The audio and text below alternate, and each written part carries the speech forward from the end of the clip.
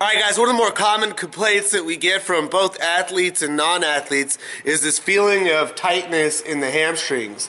And one issue that we get is frustration from athletes trying to do everything they can to stretch it out. Well, honestly, when it comes down to it, most of the hamstring issues that we see are not necessarily an issue with the hamstring itself, but more about pelvic position. So a little bit of anatomy. Again, we have to think of muscles more or less as rubber bands that are supposed to stretch out and then shorten back up to contract and produce energy.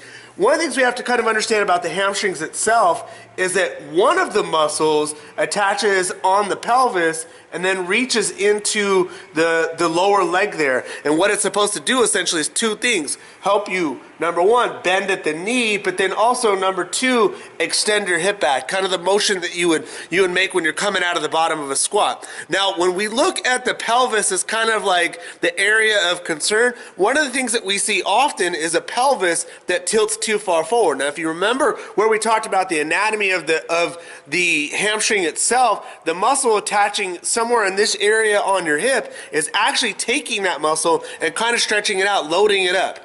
We combine this with the fact that when your pelvis tilts too far forward, your glutes kind of shut off. What that means is your hamstring becomes a helper. It tries to do the job of the glutes to get you out of that position, making it work too much, causing a lot more strain in that area, creating a whole lot of frustration, because no matter what you do hamstring-wise to stretch it out, it's not really going to feel any better until we affect the position of this pelvis right here.